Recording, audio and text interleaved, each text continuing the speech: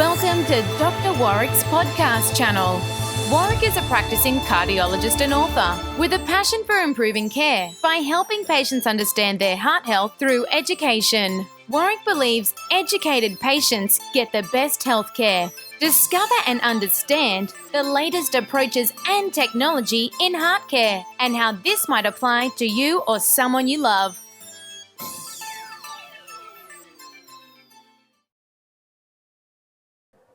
Hi, my name is Dr. Warrick Bishop and I'd like to welcome you to my podcast and videocast station. And today I've got a special guest who is going to talk to us about stress and balance and pulling your life back together. I've got Lisa Nezneski with me all the way from the other side of the world in Florida. Hi Lisa, how are you? Hi Dr. Warrick, thank you so much for inviting me. Oh, look, it's an absolute pleasure. And from what I understand, I think your story will be something that is so important to share with people who are concerned and interested with their own health. But a bit of background, you mentioned that you've worked in pharmacy for a number of years, so you are in that medical space. Tell me a bit about your pharmacy career. Yes, I've been a pharmacist for nearly 40 years. I have done a lot of different things. I was a clinical pharmacist for many years, at the bedside, assisting physicians.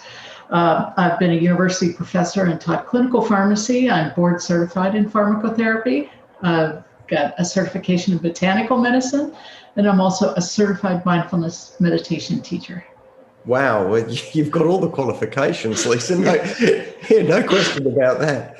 But I understand you're the author of two books. One, your first book, Grounded Chaos, but more recently a book, 7 Mindful Questions. And I understand those books were really born out of your own personal journey. And a number of years ago, you ended up really in an emergency room in a chaotic situation.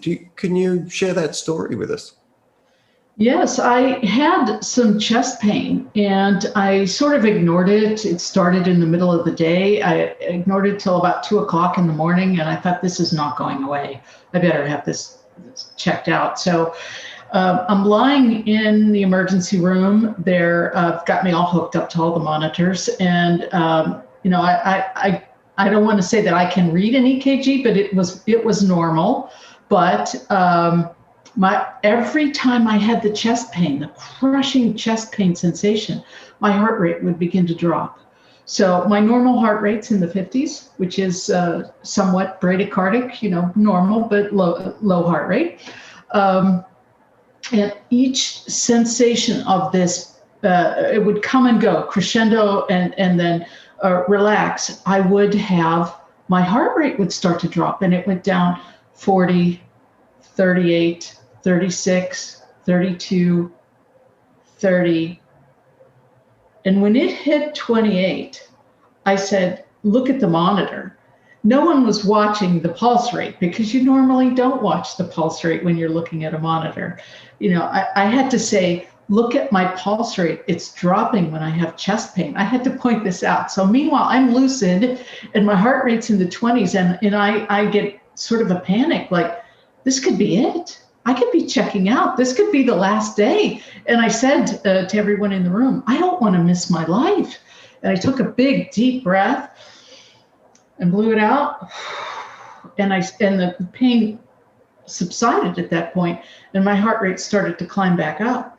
But that was the point when I realized that I had to make some serious changes in my life. This was mostly stress. Although my nurse practitioner daughter-in-law thinks it might have been esophageal spasm. Everybody likes to do their diagnostics on me because I'm quite interesting in my presentations. But normal heart rate on stress tests or normal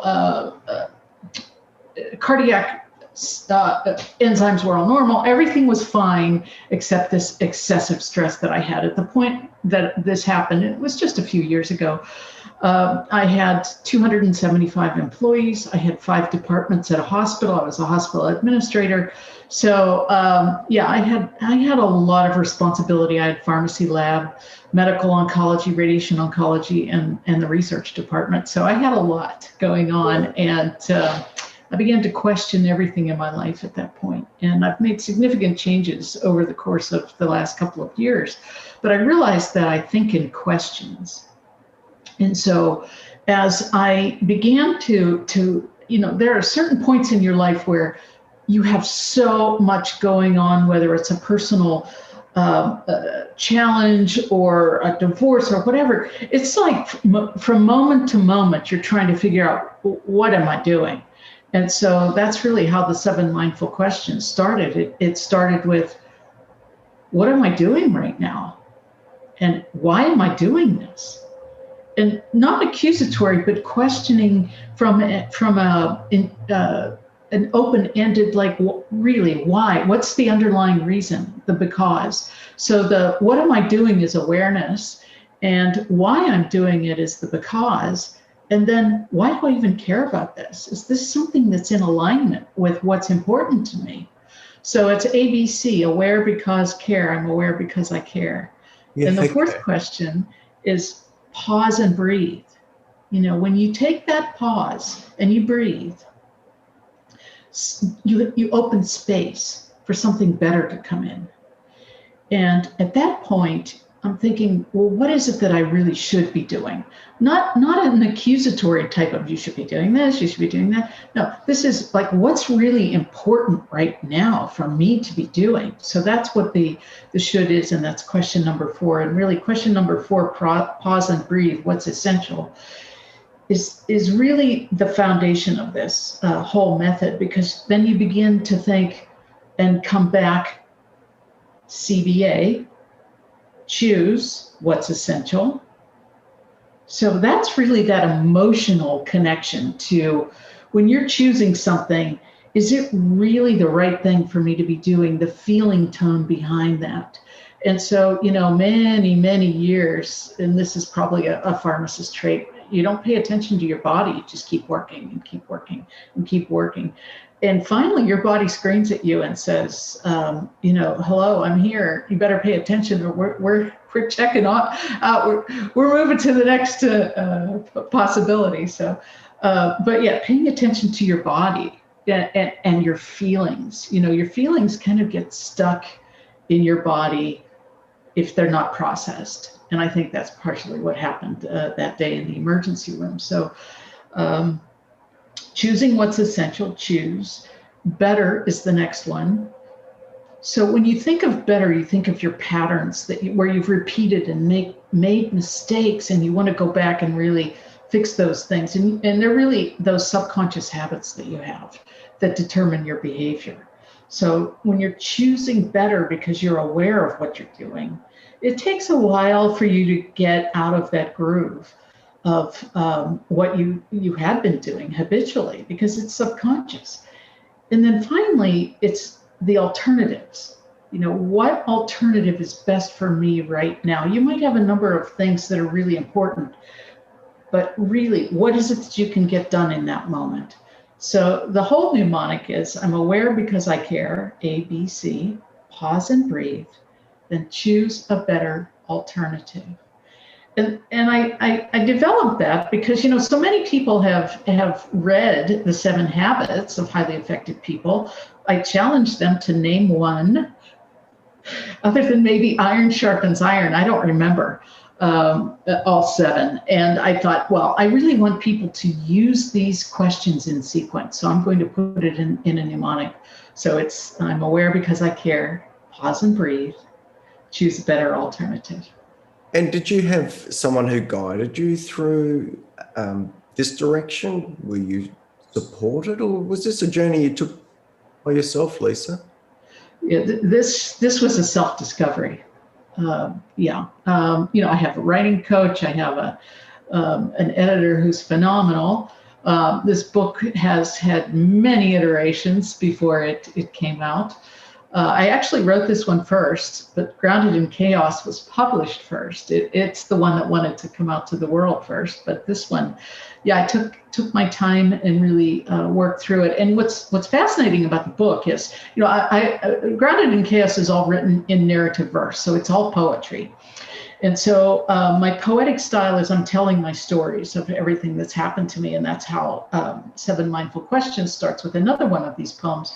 But this book, as I was getting the certification in mindfulness, I thought I need to put meditations in here. And I also need to put exercises in here. So it's designed to be quite interactive so that you learn the method and practice it. I'm going to have a gift for your listeners that they can get a sample of the meditations. I recorded them in my own voice. They can certainly record them in their own voice.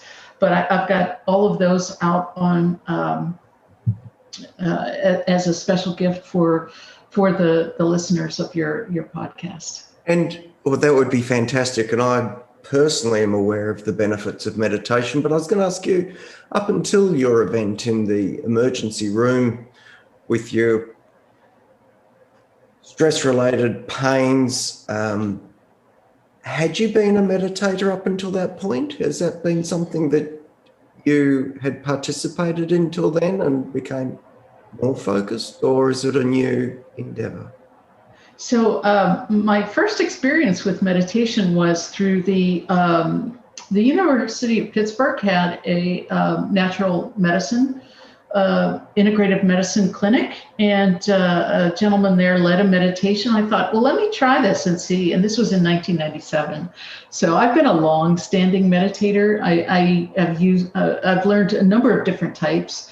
I've actually learned a healing type of meditation through the folks at Psychic Horizons in Boulder, Colorado. I've done that for many, many years. But when this whole episode started, one of my teachers was offering a 60-day challenge, and it was 5 minutes a day, and I did that twice a day for 60 days, and I have never stopped meditating twice a day since. So, yes. Oh, that's fantastic. Look, I think this is a natural spot to just wrap this up. I think that this mnemonic, this 7 mindful questions, seems a very sensible way. If I can recall, it's aware because I care, pause and breathe, choose a better alternative. Is that? You've got it. It seems like you can learn it in 10 minutes. It's beautiful. So I'm going to wrap up. For those listening, this is Lisa Nezneski, who I'm speaking with, a board-certified pharmacist who's got enormous experience in meditation and stress control, released 2 books, but I'm directing you to 7 mindful questions because I think that should be in everyone's toolkit. Lisa's already offered to give us a little bit of a meditation sampler, and that should be attached to this podcast wherever you hear it. Lisa, all the way from Florida, thank you so much. You're most welcome. I really enjoyed our conversation, and thank you again for inviting me. I'm very happy to have been here today. Thank you. For those listening, I really hope you got as much out of Lisa's guidance and her 7 questions as I did. Till next time, take care. Bye for now. Wishing you live as well as possible for as long as possible. You have been listening to another podcast from Dr. Warrick. Visit his website at drwarrickbishop.com for the latest news on heart disease. If you love this podcast, feel free to leave us a review.